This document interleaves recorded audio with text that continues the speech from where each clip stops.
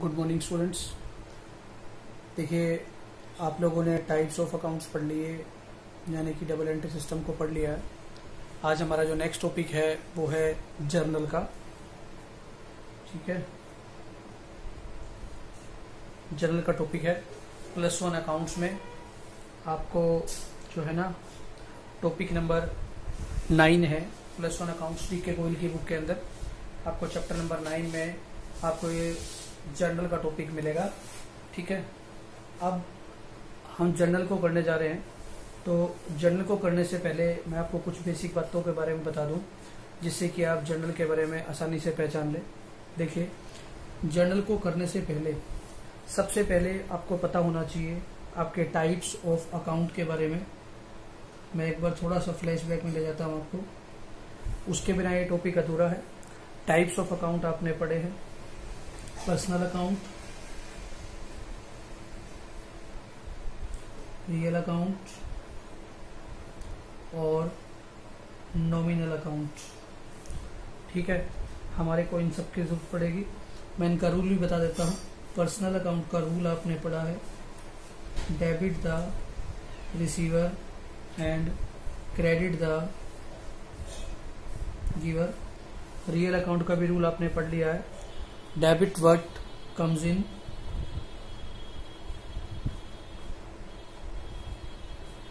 And credit what goes out. और nominal account का भी रूल आपने पढ़ लिया, debit all expenses and losses and credit all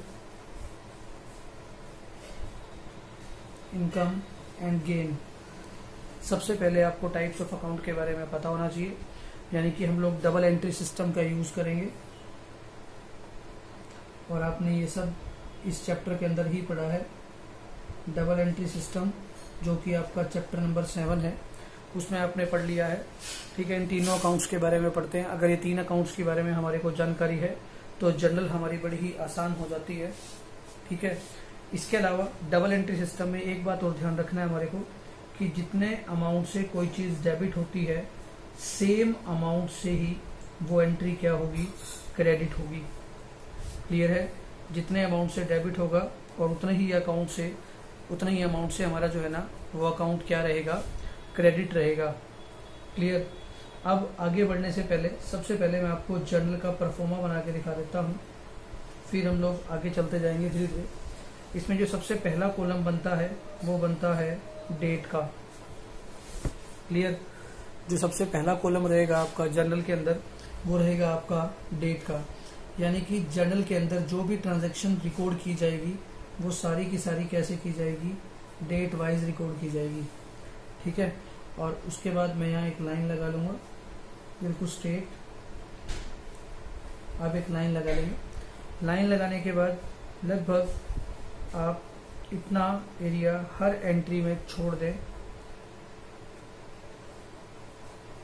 ठीक है, और यहाँ 2 लाइनें लगा लीजिए एक साथ, बिल्कुल पैरेलल लगाना है। ये आपका पूरा का पूरा जर्नल का परफॉर्मा है। ठीक है, जिसमें आपका सबसे जो पहला कॉलम आता है वो आता है डेट का, और दूसरा जो आपका कॉलम आता है वो आता है पर्टिकुलर का। क्लियर। पर्टिकुलर के अंदर हम लोग जो भी ट्रांजैक्शन होती है उनका रिकॉर्ड रखते हैं। ठीक है, और एक बात का ध्यान रखना है, जो ट्रांजैक्शन का आप रिकॉर्ड रखेंगे वो ट्रांजैक्शन आप उठाते कहाँ से हो, ये सारी की सारी ट्रांजैक्शन आप लोग सोर्स डॉक्यूमेंट से उठाते हैं, जिसके बारे में आपने नहीं पढ़ा है, लेकिन हमें उसके भी जरूरत नहीं है, उसके बारे में बाद में जाने हम। लेकिन सोर्स डॉक्यूमेंट की 1-2 बातें आपको बता देता हूँ, जिसमें एक आपका आता है कैश मेमो और दूसरा आपका आता है इनवॉइस, और भी बहुत सारे हैं, लेकिन आपके लिए ध्यान रहे कि ये 2 चीजें हैं जहां से आप लोग क्या करेंगे, या एंट्री को जर्नल के अंदर रिकॉर्ड करते हैं। रिकॉर्ड कहां से करेंगे, सोर्स डॉक्यूमेंट से। आपके पास एंट्री पहले ही गिवन होती है। ठीक है, जो भी आपकी दुकान में कैश ट्रांजैक्शन होते हैं, बिल करते हैं, जिसे हम इनवॉइस भी बोल देते हैं, इनवॉइस और बिल बोल देते हैं, यहाँ इसका रिकॉर्ड होता है। और यहाँ से हम लोग जर्नल के अंदर क्या करते हैं, एंट्री करते हैं। जब भी आप यहाँ पर्टिकुलर के अंदर कोई भी एंट्री करने जा रहे हैं, ठीक है, उसमें एक बात का ध्यान रखना है आपकी कोई भी एंट्री है, ठीक है, वो आप पर्टिकुलर के अंदर उसकी डिटेल को लिखेंगे, ठीक है। और उसकी डिटेल के बारे में जैसे मैं आपको बता देता हूँ, साथ साथ ही ये जो आपका नेक्स्ट कॉलम आएगा अभी, उसको हम लोग बोलते हैं LF। LF का मतलब होता है लेजर फोलियो। आप बेशक लिख लीजिए, LF का मतलब क्या होता है, लेजर फोलियो।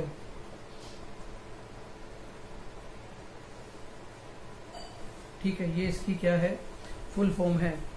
तो आपने देखा अभी तक आपके 3 कॉलम हो चुके हैं, जिसमें पहला कॉलम आपका आता है डेट का, दूसरा आपके पर्टिकुलर यहाँ पर आप सारी की सारी डिटेल लिखते हैं, और जो थर्ड कॉलम है वो है आपका लेजर फोलियो का। अब आपको इसके बारे में बताता हूँ कि लेजर फोलियो होता क्या है, ठीक है। और जो नेक्स्ट आपका टॉपिक है, जो आपका कॉलम बनेगा, वो बनेगा आपका डेबिट का, DEBIT डेबिट, और जिसको आप लोग शॉर्ट में क्या लिखते हो, DRR के बाद फुल स्टॉप डेबिट। और इससे जो अगला कॉलम बनता है उसे हम लिखते हैं क्रेडिट, और इसको हम शॉर्ट में क्या लिखते हैं, CR क्रेडिट। ठीक है, तो जर्नल के अंदर आपके 5 कॉलम तैयार हुए, जिसमें पहला कॉलम आपका डेट का आया है, दूसरा कॉलम आपका पर्टिकुलर का आया है, तीसरा कॉलम आपका लेजर फोलियो का आया है, चौथा कॉलम आपका डेबिट का आया है, और 5वां कॉलम आपका क्रेडिट का आया है। ठीक है, अब एक एक करके मैं इन सभी कॉलम्स की डिटेल को एक बार फिर से आपको बताता जाता हूँ, जिसमें आपको सारी बातें क्या होती जाएंगी, क्लियर होती चली जाएंगी।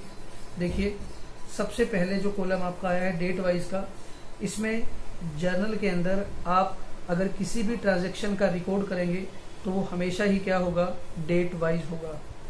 ठीक है, दूसरा कॉलम आपका आता है पर्टिकुलर का, जिसमें आप कोई भी ट्रांजैक्शन लिखते हैं, ये ट्रांजैक्शन आपकी एक अमाउंट से भी, मतलब एक एंट्री से भी डेबिट हो सकती है और दूसरी एंट्री से भी डेबिट हो सकती है। जो भी आपका डेबिट का अमाउंट होगा वो हमेशा डेबिट के कॉलम में ही लिखा जाएगा। ठीक है, और इसके बाद हर एंट्री आपकी कम से कम 2 इम्पैक्ट लाएगी, क्योंकि हम लोग डबल एंट्री सिस्टम को फॉलो करते हैं। जितने अमाउंट से वो एंट्री डेबिट होगी, उतने ही अमाउंट से वो एंट्री क्या होगी, क्रेडिट होगी। देखिए, मैं अमाउंट की बात कर रहा हूँ, एंट्री की बात नहीं कर रहा हूँ। आपकी 2 एंट्री डेबिट हो सकती है, और ये भी हो सकता है कि केवल 1 एंट्री आपकी क्रेडिट हो, लेकिन जो अमाउंट रहेगा वो इन दोनों का टोटल हमेशा क्रेडिट के टोटल के इक्वल रहेगा, यानी कि डेबिट हमेशा ही क्रेडिट के इक्वल रहेगा। क्लियर, तो ध्यान रखना। और नेक्स्ट, जब भी आप क्रेडिट की बात करेंगे तो क्रेडिट के लिए मान लीजिए आपने कोई ट्रांजैक्शन यहाँ से शुरू से स्टार्ट की है, तो अब शुरू से लेकर के यहाँ तक आपने उसका अमाउंट लिख दिया। ठीक है, नेक्स्ट भी आपने यहाँ से यहाँ लिख दिया, लेकिन जब आप क्रेडिट को लिखेंगे तो आप आगे का स्पेस छोड़ेंगे थोड़ा सा। ठीक है, और उसके बाद यहाँ पर हमेशा 2 से स्टार्ट करेंगे, और फिर यहाँ पर आप क्रेडिट वाली एंट्री को लिख देंगे। क्लियर, डेबिट वाली में कोई भी 2 का नाम नहीं आएगा, लेकिन क्रेडिट वाली एंट्री में हमेशा आपका 2 से स्टार्ट होगा, और वो थोड़ा सा स्पेस छोड़ करके आएगा। ठीक है, और वो हमेशा डेबिट वाले कॉलम में नहीं, ये कॉलम हमारा बिल्कुल ब्लैंक रह जाएगा। इसका क्रेडिट साइड, क्योंकि ये इस तरफ है, तो जो आपका क्रेडिट है वो हमेशा क्रेडिट के अमाउंट के कॉलम में ही लिखा जाएगा। ठीक है, यहाँ हमेशा लिखा जाता है डेबिट अमाउंट, और यहाँ लिखा जाता है क्रेडिट अमाउंट, जितना भी वो हमने ट्रांजैक्शन लेन देन किया है। क्लियर, तो इस तरीके से आपको डेबिट के बारे में भी मालूम हो गया और क्रेडिट के बारे में भी मालूम हो गया। अब जो कॉलम रह गया हमारा LF का, जिसे हम लोग लेजर फोलियो भी कहते हैं। देखिए, लेजर फोलियो को हम लोग बोलते हैं पेज नंबर। हम यहाँ पर एक चीज और बोल सकते हैं, LF को पेज नंबर। ठीक है, कहते हैं जो भी ट्रांजैक्शन आप यहाँ लिखेंगे, सपोज कर लीजिए मैंने कोई फर्नीचर खरीदा है। ठीक है, मान लीजिए फर्नीचर परचेज किया कैश में, तो आप पहले अकाउंट्स को आइडेंटिफाई करेंगे। भाई, फर्नीचर आपका एक रियल अकाउंट है, आपने रियल अकाउंट को पहचान लिया, और इसका रूल होता है debit what comes in, credit what goes out. आपने फर्नीचर अगर कैश में परचेज किया है तो आप लिखते हैं फर्नीचर, ये मैं लिख दिया फर्नीचर अकाउंट डेबिट। ठीक है, डेबिट मैंने इसके आगे लिख दिया, और थोड़ा सा मैं यहाँ स्पेस छोड़ूंगा और यहाँ लिखूंगा टू कैश अकाउंट को शॉर्ट में आप AC लिखते हैं, मैं पहले बता चुका हूँ। टू कैश, ये स्पेस आपने छोड़ा है, ठीक है। सपोज कीजिए आपने 10,000 का परचेज किया, तो 10,000 से आपका डेबिट हो गया और 10,000 से ही आपका क्या हो गया, क्रेडिट हो गया। क्लियर? तो दोनों अमाउंट से आपका 10,000 से डेबिट, 10,000 से क्रेडिट हो गया। इस फर्नीचर के सामने जो आपका पेज नंबर लिखा होगा, मान लीजिए लिखा है 29, तो इसका मतलब ये है कि जो फर्नीचर की एंट्री है, आप जर्नल को बनाने के बाद लेजर को बनाते हैं, ठीक है, तो आपको ये पोस्टिंग कहाँ मिलेगी, क्योंकि फर्नीचर आपने यहाँ परचेज नहीं किया, इसके अलावा पहले वाला भी फर्नीचर कुछ और होगा आपके पास, तो फर्नीचर एसेट है आपकी एक, इसकी सारी डिटेल आपको पेज नंबर 29 पर मिलेगी। टू कैश लिखा हुआ है, ठीक है, तो ये आपको सारी की सारी एंट्री कहाँ मिलेगी, 29 पेज के ऊपर। जब आप पेज खोलेंगे, जैसे आप लोग अपनी नोटबुक परचेज करते हैं, यहाँ ABCD ऐसे लिखा होता है, तो C वाली एंट्री पे सीधे आप C पे पहुंच जाते हैं पेज खोल करके। उसी प्रकार फर्नीचर की 29 डेट की जो एंट्री है, वो 29 पेज की जो एंट्री है, वहां आपको फर्नीचर की सारी डिटेल मिलेगी, ठीक है। एक बात का और ध्यान रखना चाहिए कि अगर मान लीजिए किसी भी एंट्री के आगे अगर ये पेज नंबर नहीं लिखा हुआ है, इसका मतलब ये है कि लेजर के अंदर उसकी पोस्टिंग ही नहीं हुई है। यहाँ से हम अपनी गलतियों को भी लास्ट में पता लगा सकते हैं। आपका एक चैप्टर भी आएगा, खैर उसके बारे में डिटेल हम बाद में पढ़ेंगे, ठीक है। तो ये एक तरीका होता है एंट्री की डिटेल के बारे में जानने का और पूछने का। क्लियर? तो इस तरीके से आप क्या करेंगे, अकाउंट्स को आइडेंटिफाई करेंगे जर्नल के अंदर। तो आपने यहाँ देखा कि सबसे जो पहला कॉलम आता है, मैं एक बार फिर से हम परफॉर्मा नया बना करके देखते हैं। यहाँ सबसे जो पहला कॉलम आएगा वो आएगा किस चीज का, डेट का।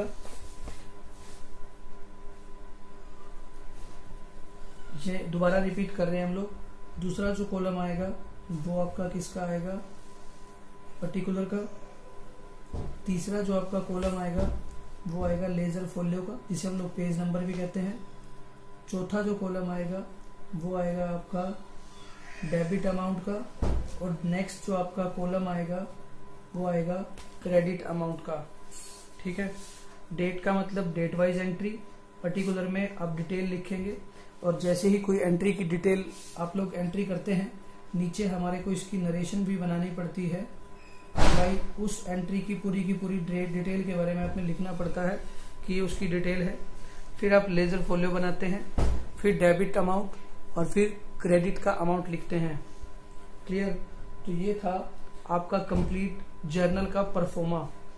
अब जर्नल एंट्री को स्टार्ट करने से पहले आपको सबसे पहले ये पता होना चाहिए कि हम लोग जब एंट्रीज को करते हैं, तो एंट्री को करते हुए भैया हम एंट्री को करेंगे किन किन चीज़ों की, उसके बारे में हमारे को थोड़ी सी जानकारी होनी चाहिए, ताकि हम चीज़ों को आराम से कर सके, ठीक है। देखिए, आपको यहाँ एक ही चीज़ एज्यूम करके चलनी है कि आपका गारमेंट्स का बिजनेस है। किसका बिजनेस है? गारमेंट्स का बिजनेस मान के चलिए एक बार आप अपने बिजनेस का। हालांकि हर क्वेश्चन के अंदर आपको डिटेल बताएगा कि आप किस तरीके का काम कर रहे हैं। तो गारमेंट्स का जो आपका बिजनेस है, इसमें आपकी गुड्स, यानी कि जिस चीज का आप लोग बिजनेस करते हैं उसे हम लोग क्या बोलते हैं, गुड्स बोलते हैं, जिसे हम लोग टच कर सकते हैं, जिसे हम लोग सेल परचेज करते हैं। तो आप लोग क्या करते हैं, गुड्स का सेल एंड परचेज करते हैं, ठीक है। तो जब आप गुड्स का सेल एंड परचेज करते हैं, तो इसके रिगार्डिंग हमारे को एक एंट्री का पता होना चाहिए। ध्यान रखना, जब हम गुड्स का सेल और परचेज करते हैं, तो ये बात ध्यान रखनी है, ये हमारा एक रिवेन्यू नेचर का ट्रीटमेंट है इसका, क्योंकि हम लोग गुड्स को बार बार सेल परचेज करते हैं। यानी कि जब भी गुड्स को सेल किया जाएगा तो आपकी एक इनकम होगी,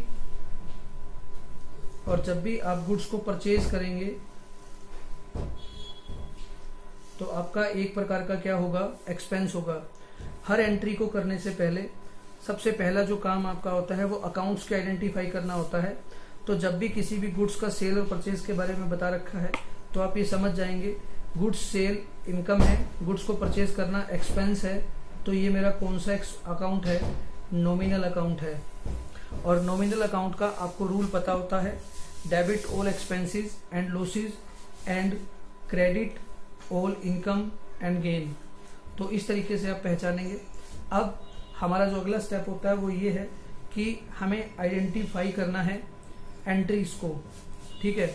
अब आप सपोज कीजिए गुड्स के सोल्ड या परचेज के बारे में बता रखा है। मान लीजिए अकेला लिखा हुआ है गुड सोल्ड, ठीक है। आप एक दुकानदार है और एंट्री लिखी हुई है गुड सोल्ड। हर एंट्री आपको डेट वाइज मिलेगी, क्योंकि हमारा सबसे पहला काम होता है अकाउंट्स को आइडेंटिफाई करने का, भाई उसकी नेचर को आइडेंटिफाई करने का कि इसका अकाउंट कौन सा है। अगर सिर्फ गुड सोल्ड लिखा हुआ है तो आप ये मानेंगे कि ये गुड सोल्ड किस में है, कैश में है। और अगर अकेला लिखा हुआ है गुड्स परचेज्ड और कोई नाम भी गिवन नहीं है तो भी आप क्या मानेंगे कि आपने इन गुड्स को कैसे परचेज किया है, कैश में परचेज किया है। सबसे पहला काम इसको आइडेंटिफाई करने का, ठीक है। दूसरा काम, दूसरी एंट्री आपको कैसे मिलेगी। अगर आपके पास लिखा हुआ है goods purchased from Ram for cash, आपने राम से गुड्स को परचेज किया है कैश में। देखिए गुड्स परचेज कर रहे हैं तो आपको ये तो पता लग गया कि मेरा नॉमिनल अकाउंट है, लेकिन ये कैश में है या नहीं है। इसने आगे कह दिया कैश में, ठीक है। इसी तरीके से आपके पास लिखा मिलेगा goods sold to Deepak for cash. इसका मतलब है कि आपने दीपक को गुड्स कैसे बेचे हैं, कैश में बेचे हैं। तो ये जो दोनों की दोनों जो ट्रांजेक्शन है हमें यही मान के चलना है। यहाँ पर दीपक का और राम के नाम का कोई मतलब नहीं है, यहाँ मतलब कैश से है। इसका मतलब है कि ये भी आपकी कौन सी ट्रांजेक्शन है, कैश ट्रांजेक्शन है, क्योंकि आपके पास कैश साथ साथ गिवन है। तीसरी बात, अगर आपके पास लिखा हुआ है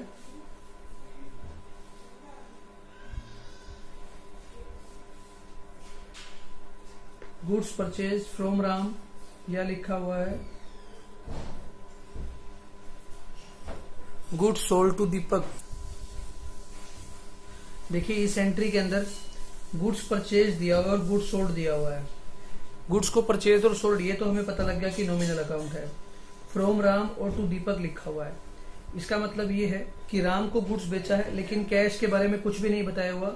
इसका मतलब ये है कि ये एक क्रेडिट ट्रांजैक्शन है, यानी कि हमने उसे गुड्स को क्रेडिट यानी कि उधार में सेल किया हुआ है, परचेज किया हुआ है। और गुड्स सोल्ड टू दीपक है, जहां पर भी कैश नहीं लिखा हुआ है। इसका मतलब ये है कि ये भी एक क्रेडिट ट्रांजैक्शन है, मतलब हमने दीपक को जो गुड्स सेल की हैं वो क्रेडिट में सेल की हैं, ना कि कैश में सेल किया है।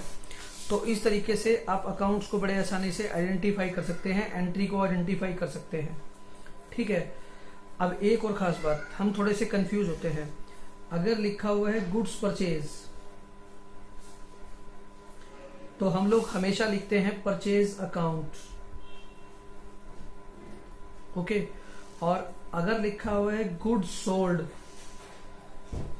तो हम लोग लिखते हैं सेल अकाउंट। हम लोग परचेज और सेल वर्ड का यूज नहीं करते, परचेज की जगह परचेज लिखते हैं। कई बार लिखा होगा गुड्स परचेज, हो सकता है यहाँ लिखा हो गुड्स बोट या गुड्स बाय, ठीक है। गुड्स सोल्ड लिखा हुआ है यहाँ, ठीक है। तो सोल्ड की जगह हम लोग क्या यूज करते हैं, सेल अकाउंट। और परचेज बाय या बोट की जगह हम लोग क्या यूज करते हैं, परचेज अकाउंट वर्ड का यूज करते हैं। क्लियर। अब एक और बात, आगे चलते हैं। सपोज कीजिए एक लिखा हुआ है आपके पास गुड्स परचेज, तो आप क्या लिखेंगे, परचेज अकाउंट। लेकिन गुड्स की जगह अगर लिखा हुआ है मशीनरी परचेज्ड, लेकिन आपका काम तो क्लोथ्स का था, गारमेंट्स का था, मैंने पहले ही बताया, तो मशीनरी आपके लिए एक तरह की एसेट होगी, तो वहां पर आप मशीनरी अकाउंट का यूज करेंगे, ना कि परचेज का। इसी तरीके से अगर आपका लिखा हुआ है गुड्स सोल्ड तो आप लोग यूज करते हो सेल अकाउंट। लेकिन अगर लिखा हुआ है मशीनरी सोल्ड तो आप मशीनरी सोल्ड है तो आपका जो फर्नीचर का बिजनेस नहीं है, मशीनरी का बिजनेस नहीं है, तो आप क्या यूज करेंगे, सेल की जगह मशीनरी अकाउंट। जो मेन बात थी वो मेरी यही बताने वाली थी, ठीक है। अगर आपका अकेला गुड्स सोल्ड लिखा हुआ है तो हम मानेंगे कैश ट्रांजैक्शन है। अगर गुड्स परचेज लिखा हुआ है तो भी क्या मानेंगे, कैश ट्रांजैक्शन है। लेकिन अगर अकेला लिखा हुआ है goods purchase from Ram, cash word use नहीं है, तो हमारा क्रेडिट ट्रांजैक्शन माना जाएगा। अगर goods purchase from Ram for cash लिखा हुआ है तो भी कैश ट्रांजैक्शन माना जाएगा। जब भी गुड्स को परचेज करते हैं तो परचेज अकाउंट वर्ड यूज करते हैं। गुड्स को सोल्ड करेंगे तो सेल अकाउंट वर्ड यूज करेंगे। मशीनरी को परचेज करेंगे तो मशीनरी अकाउंट यूज करेंगे, क्योंकि आपका बिजनेस मशीनरी का नहीं है। अगर आपका बिजनेस मशीनरी का होता तो आप यहां भी गुड्स का नाम यूज करते हैं। आइए अब हम क्वेश्चन को करते हैं, और क्वेश्चन में सबसे पहले हम देखेंगे कि हमारा जो सबसे पहला काम होगा वो होगा अकाउंट्स को आइडेंटिफाई करने का, ठीक है। यानी कि ये पहचान करने का कि ये पर्सनल अकाउंट है, रियल है या नॉमिनल अकाउंट है। जब हम अकाउंट्स को आइडेंटिफाई कर लेंगे उसके बाद हम लोग ट्रांजैक्शंस का रिकॉर्ड करेंगे, ठीक है। आइए अब मैं आपको एग्जांपल की तरफ लेके चलता हूं, ठीक है।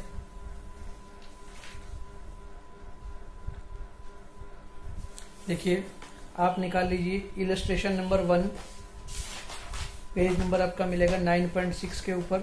मैं आपको दिखा भी देता हूं साथ साथ। Page number 9.6 illustration number 1।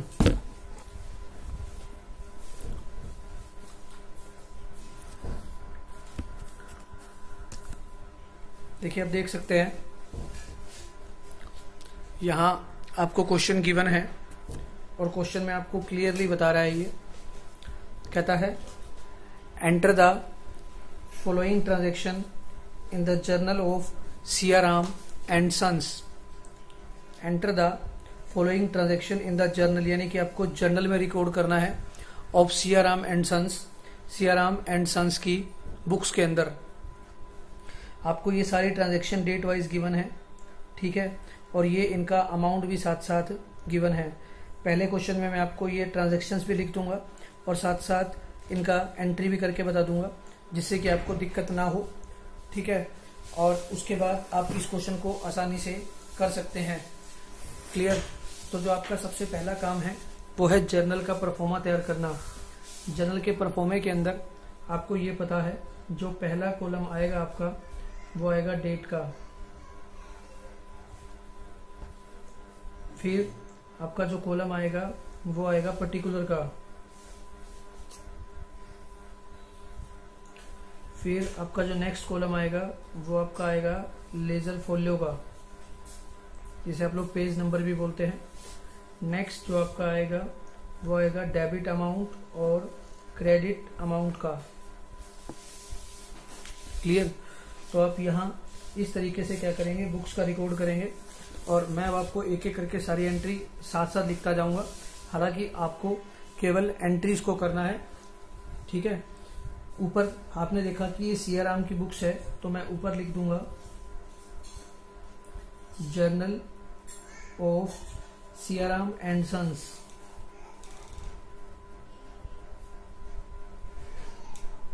ठीक है, ये मैंने लिख दिया। और सबसे पहले देख सकते हैं आप एग्जाम्पल नंबर 1 9.7 पेज के ऊपर, ठीक है। यहां मैं डेट का कॉलम लिखता हूं, फिर आपका पर्टिकुलर का, फिर आपका एलएफ का, फिर डेबिट का, और फिर आप लिखते हैं क्रेडिट का। क्लियर। देखिए पहली एंट्री लिखी हुई है Siyaram started business with cash.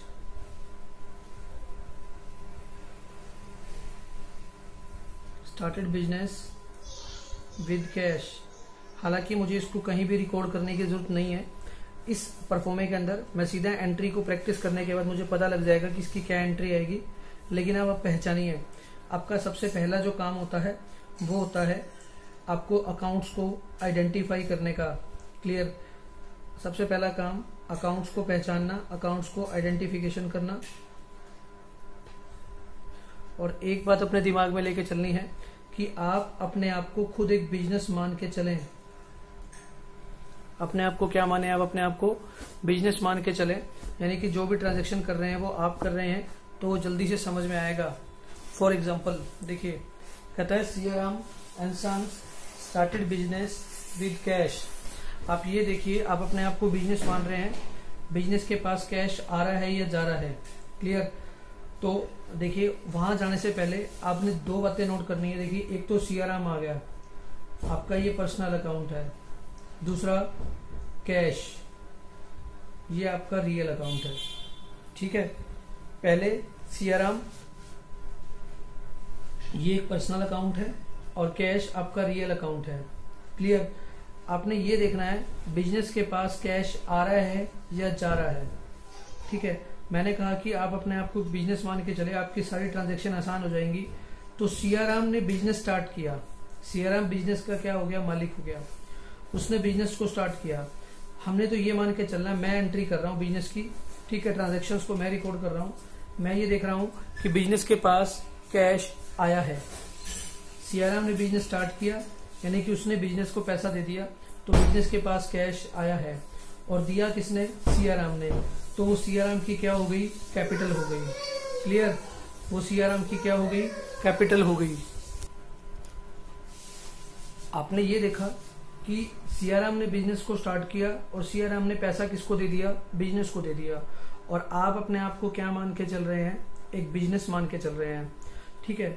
अब आपको ये पता है कि कैश एक रियल अकाउंट है और सियाराम एक पर्सनल अकाउंट है, क्लियर। तो बिजनेस के पास कैश आ रहा है, कैश आपको पता है रियल अकाउंट है, और रियल अकाउंट का रूल कहता है debit what comes in, credit what goes out. Business के पास कैश आया है तो आप क्या एंट्री करेंगे, कैश अकाउंट, डेबिट यहां आप लिख देंगे। कैश के साथ में आप अकाउंट लिखेंगे। ध्यान रखिएगा, जब भी किसी पर्सन का नाम आ जाता है, लाइक राम, श्याम, मोहन, सोहन, दीपक, ठीक है, तो उसके साथ आप कभी भी अकाउंट नहीं लिखते हैं, सीधा लिखेंगे दीपक डेबिट, ओके। दीपक के साथ अकाउंट वर्ड यूज नहीं करेंगे, राम के साथ अकाउंट वर्ड यूज नहीं करेंगे, मोहन के साथ अकाउंट वर्ड यूज नहीं करेंगे, क्लियर। किसी भी पर्सन के नेम के साथ आप लोग अकाउंट्स का वर्ड यूज नहीं करेंगे, अकाउंट नेम का वर्ड जो है, अकाउंट नेम वर्ड आप यूज नहीं करेंगे, क्लियर। तो बिजनेस के पास कैश आया है तो हम लोग क्या लिखेंगे, कैश अकाउंट डेबिट, ठीक है। और टू, जो सियाराम ने पैसा लगाया है, ध्यान रखिएगा, तो जब कोई मालिक पैसा लगाता है तो हम लोग लिखते हैं कैश अकाउंट डेबिट, क्योंकि डेबिट व्हाट कम्स इन, और सियाराम ने बिजनेस स्टार्ट किया, यानी कि सियाराम ने बिजनेस को पैसा दिया, तो ये गिवर हो गया और बिजनेस के पास कैश आ गया। तो सियाराम कैपिटल भी लिख सकता हूं मैं, या खाली कैपिटल अकाउंट भी लिख सकता हूं। आपने देखा कि मैंने थोड़ा सा आगे से स्पेस छोड़ा है, क्योंकि जब भी हम क्रेडिट लिखते हैं तो स्पेस छोड़ते हैं। ये बिजनेस कितने अमाउंट से स्टार्ट किया गया है, 50,000 से। तो बिजनेस के पास जो कैश आया है वो 50,000 आया है, और क्रेडिट भी कितने अमाउंट से होगा, 50,000 से होगा, क्लियर है। अब हमारे को इसकी नरेशन लिखनी है, और नरेशन में हम लोग क्या लिखेंगे, नीचे हमारे को इस ट्रांजैक्शन के बारे में डिटेल देनी होती है। ये आपकी 1 जनवरी की ट्रांजैक्शन है, जनवरी 1 की ट्रांजैक्शन है, ध्यान रखिएगा, ठीक है। अब मुझे इसके बारे में बताना होता है कि जब भी मैं आइडेंटिफाई करूं कि ट्रांजैक्शन किस चीज की है, तो उसके बारे में नीचे मुझे बताना पड़ता है, उसी को हम लोग नरेशन बोलते हैं। हम क्या लिखेंगे, कैश, ठीक है, कौन लेके आया है, बिजनेस का मालिक लेके आया है, यानी कि कैश ब्रोट इनटू बिजनेस, इतना लिख दूंगा तब भी बहुत है, ठीक है। Cash brought into business as a capital, या मैं लिख दूंगा कौन लेके आया था, ये सियाराम लेके आया था बिजनेस, कौन लेके आया, बाय सियाराम, एज कैपिटल, ठीक है। ये एंट्री आपकी हो गई जनवरी 1 की ट्रांजैक्शन। तो इस तरीके से आपने देखा जितने अमाउंट से डेबिट हुआ है उतने ही अमाउंट से क्रेडिट हुआ है, दोनों का डबल एंट्री सिस्टम यूज हुआ है, क्लियर। अब मैं आपको जनवरी 2 की एंट्री करके बता रहा हूं, आप देख सकते हैं जनवरी 2 में एंट्री। हालांकि मुझे जब मैं जनरल बनाऊंगा तो ऐसे इन ट्रांजैक्शंस को लिखने की जरूरत नहीं है जो मैं लिख रहा हूं बार बार, यानी कि क्वेश्चन को लिखने की जरूरत नहीं है, मुझे तो सीधा ये आंसर लिखना होता है स्ट्रेट वे, लेकिन आपको समझाने के लिए हम लोग लिख रहे हैं। अगली एंट्री लिखी हुई है, परचेज गुड्स फॉर कैश आपने गुड्स परचेज करी है कितने की, 20,000 की। मैंने 20K मतलब लिख दिया 20,000, ठीक है। अब आपको इसे पहचानना है, आपने क्या करा है, गुड्स को परचेज किया। मैं आपको बता चुका हूं, जब भी आप गुड्स को परचेज करते हैं तो आप लोगों को ये पता है ये आपका एक नॉमिनल अकाउंट है। कौन सा अकाउंट है, नॉमिनल अकाउंट है, क्योंकि परचेज आपके लिए एक प्रकार का एक्सपेंस होता है। और दूसरा, आपने गुड्स को कैसे परचेज किया है, कैश में, तो ये आपका कौन सा अकाउंट है, रियल अकाउंट है, ठीक है। आप किसी भी एक को उठा करके रूल को बना सकते हैं, क्वेश्चन को सॉल्व कर सकते हैं, क्वेश्चन आपका बिल्कुल ठीक आएगा। फॉर एग्जाम्पल, चलिए मैं नॉमिनल अकाउंट को उठाता हूं, मान लीजिए। तो नॉमिनल अकाउंट का रूल कहता है debit all expenses. Purchase goods करेंगे तो मैं आपको पहले बता चुका हूं, जब भी आप गुड्स को परचेज करते हैं तो आप एक वर्ड यूज करते हैं जिसका नाम होता है परचेज अकाउंट। तो आपका एक एक्सपेंस है, एक्सपेंस हमेशा उसके नाम से डेबिट होता है। तो मैं लिखूंगा परचेज अकाउंट डेबिट टू। अब परचेज गुड्स किससे ली, कैश से लिया है तो कैश चला गया। अब अगर मैं कैश रियल का रूल लगाता हूं, रियल का रूल कहता है debit word comes in, credit word goes out. लेकिन जब हम गुड्स परचेज कर रहे हैं तो कैश जा रहा है, तो डेबिट के बारे में नहीं सोचना हमें केवल कैश जा रहा है तो क्रेडिट के बारे में सोचना है। यहां पर हम क्या लिखेंगे, टू कैश। देखिए मैंने आगे का स्पेस छोड़ा, आपने गुड्स परचेज किया था तो परचेज को मैंने क्या कर दिया, डेबिट कर दिया। और टू क्या लिखूंगा, कैश, क्योंकि कैश रियल कहता है, कैश मैंने आइडेंटिफाई कर लिया कि ये रियल अकाउंट है। तो मेरे पास से कितना, 20K का अमाउंट चला गया। क्लियर। अब मैं जा रहा हूं जनवरी 4 की तरफ। अच्छा, मैंने इसकी नरेशन भी लिखनी है, मैं यहां लिख दूंगा, मैंने गुड्स परचेज किया कैश में तो लिखूंगा परचेज गुड्स फॉर कैश। तो ऐसे कैसा लिख दूं, या लिख दूं गुड्स परचेज फॉर कैश या purchase goods for cash, purchase goods for cash. अब मैं जा रहा हूं जनवरी 4 की तरफ। देखिए जनवरी 4 क्या कहता है, purchase goods from Subhash, from Subhash. कितने का गुड्स परचेज किया है, 12,000 का। तो मैंने लिख दिया 12K, 12,000, ठीक है। अब purchase goods for Subhash, goods को परचेज किया है तो आपको पता है जैसे ही मैं जिस चीज का बिजनेस कर रहा हूं गुड्स परचेज करता हूं तो ये मेरा कौन सा अकाउंट हो गया, नॉमिनल अकाउंट हो गया। अब मैंने किससे परचेज किया है, सुभाष से लिया है, कैश में नहीं लिया। अगर फ्रॉम सुभाष फॉर कैश लिखा होता तो मैं सुभाष को क्रॉस कर देता, क्योंकि फिर मैं मानता कि मैंने कैश में परचेज किया है, परचेज को और कैश को देखता। लेकिन अब मैं परचेज को और सुभाष को देखूंगा क्योंकि कैश गिवन नहीं है। सुभाष आपका एक पर्सनल अकाउंट है। आप पहले मैंने नॉमिनल अकाउंट से शुरू किया था, अब मैं नॉमिनल से अब भी शुरू कर सकता हूं, लेकिन चलो मैं अब आपको पर्सनल से शुरू करके बताता हूं।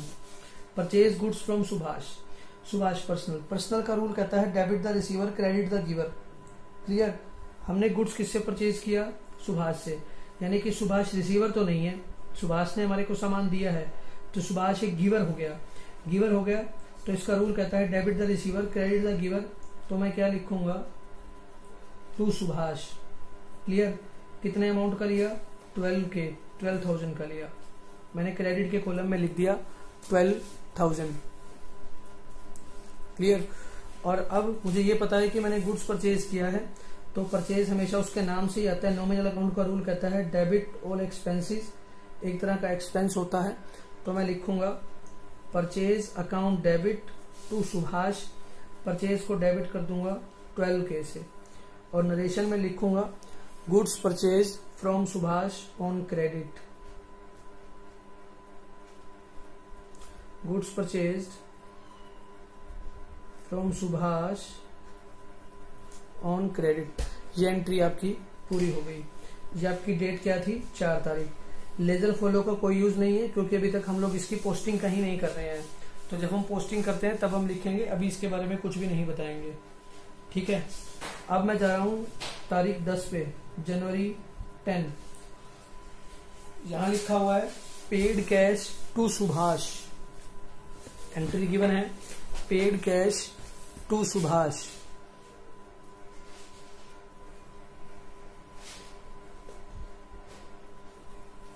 और जो अमाउंट गिवन है, सॉरी इससे पहले एक और एंट्री रह गई हमारी जनवरी 5 की। चलो पहले एक बार इसी को कर लेते हैं।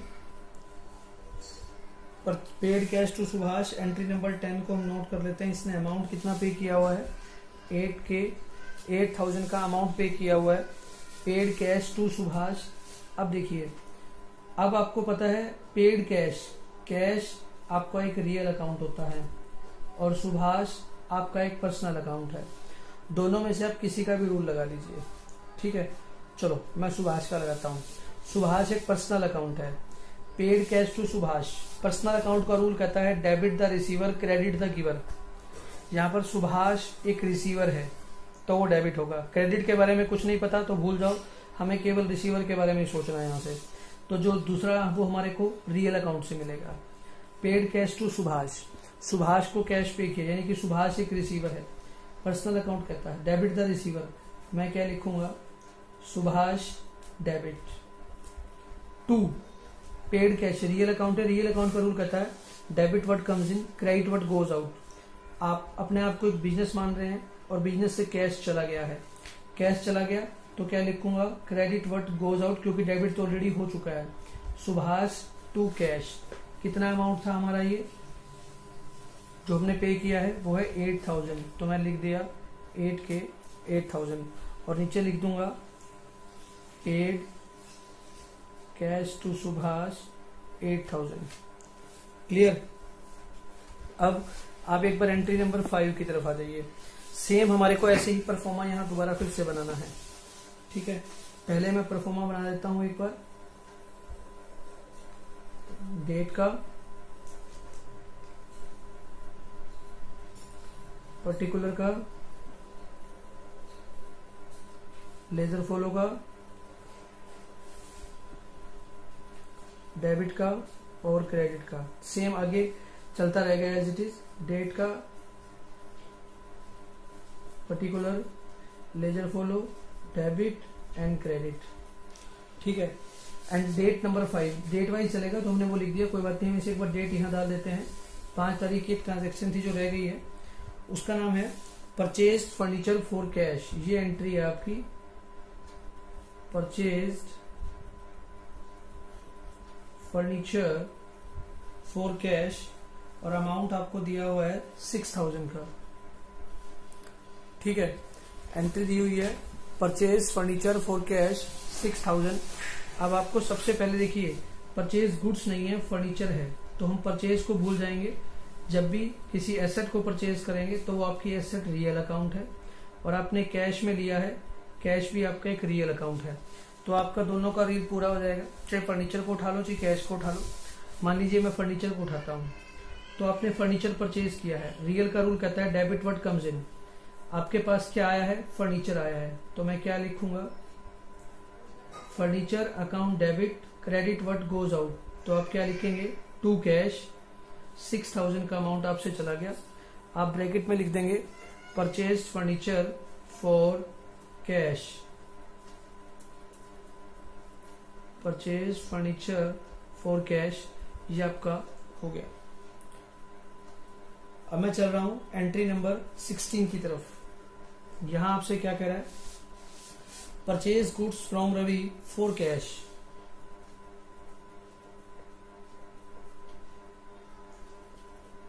Purchase goods from Ravi for cash. कितने का परचेज किया हुआ है, 7,500 का परचेज किया हुआ है। अब देखिए, आपने गुड्स परचेज किया है तो नॉमिनल अकाउंट है, आप सीधा क्या वर्ड यूज करेंगे, परचेज यूज करेंगे, क्योंकि आपका अकाउंट क्या है, नॉमिनल। और फ्रॉम रवि फॉर कैश है, अगर कैश आ गया तो रवि से कोई मतलब नहीं है, सीधा कैश की तरफ जाएंगे। ये हमारा कौन सा है, रियल अकाउंट है, ठीक है। तो अब मैं क्या एंट्री करूंगा, गुड्स परचेज कर रहा हूं, नॉमिनल अकाउंट है। नॉमिनल अकाउंट का कहता है डेबिट ऑल एक्सपेंसेस, तो परचेज आपका एक्सपेंस है तो वो क्या हो जाएगा, डेबिट हो जाएगा, जो कि मैं लिखूंगा परचेज अकाउंट डेबिट 7,500 टू। आपने किस में परचेज किया है, कैश में परचेज किया है। क्रेडिट व्हाट गोज आउट, गया क्या, ऊपर नॉमिनल का रूल लगा, नीचे कैश का। कैश का रूल कहता है डेबिट व्हाट कम्स इन, आया तो कुछ है नहीं, क्रेडिट व्हाट गोज आउट, तो कैश जा रहा है, तो 7500। आप ब्रैकेट में क्या लिख देंगे, purchase goods from Ravi for cash. ये आपकी नरेशन पूरी हो जाएगी। ठीक है, अब मैं चल रहा हूं एंट्री नंबर 6, तारीख नंबर 17 को। जहां क्या दिया हुआ है, दिया हुआ है परचेज गुड्स फ्रॉम रवि। ऊपर दिया था purchase goods from Ravi for cash, यहां दिया हुआ है परचेज गुड्स फ्रॉम रवि। कितने का परचेज किया है, 5000 का। अब देखिए, गुड्स परचेज किया, आपको पता है परचेज अकाउंट डेबिट होगा, और आपको ये भी पता है आपके लिए एक एक्सपेंस है, नॉमिनल अकाउंट आ गया। फ्रॉम रवि है, रवि आपका कौन सा अकाउंट हो गया, पर्सनल। यहां पर कैश नहीं है, तो इसका मतलब है आपने गुड्स को क्रेडिट पे परचेज किया है। तो अब आप रूल लगाएंगे नॉमिनल अकाउंट का, सीधा नॉमिनल से ही लगाना है, डेबिट ऑल एक्सपेंसेस। तो परचेज अकाउंट क्या हो जाएगा आपका, डेबिट टू। कैश में तो आया नहीं, रवि है, रवि कौन है, गिवर है, debit the receiver, credit the giver, Ravi ये गिवर है, तो मैं क्या लिखूंगा, टू रवि। आपने कितने का परचेज किया है, 5K का। जितने अमाउंट से डेबिट हुआ उतने ही अमाउंट से क्या हो गया, क्रेडिट हो गया। ब्रैकेट में क्या लिखेंगे, purchase goods from Ravi on credit. Clear. अब मैं जा रहा हूं एंट्री नंबर 20 की तरफ, तारीख 20। कहता है boat machinery for cash, boat machinery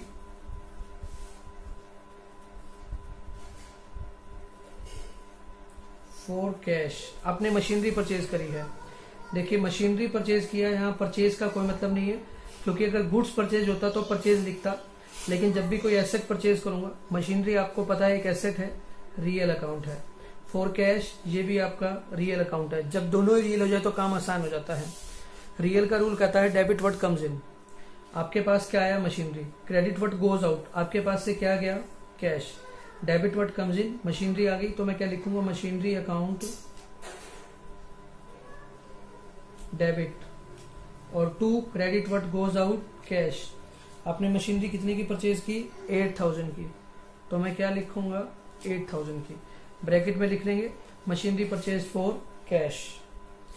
last entry देखिए 27 तारीख की, वो क्या कह रहा है, पेड रेंट।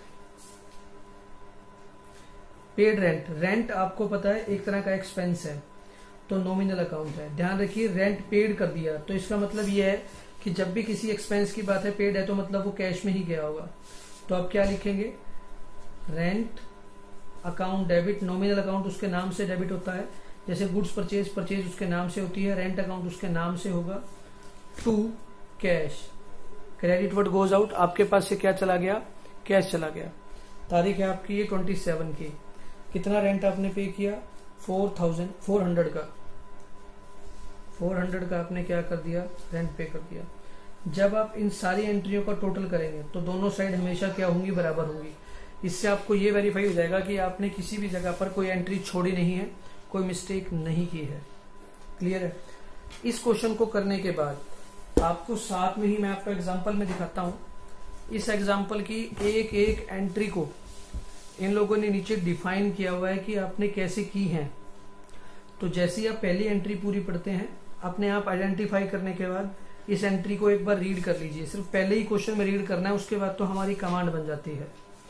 ठीक है, तो आप इस तरीके से question illustration number 1, illustration number 2 और क्वेश्चन नंबर 1, क्वेश्चन नंबर 2 दोनों ही कर सकते हैं। ठीक है, तो अब आपको करना क्या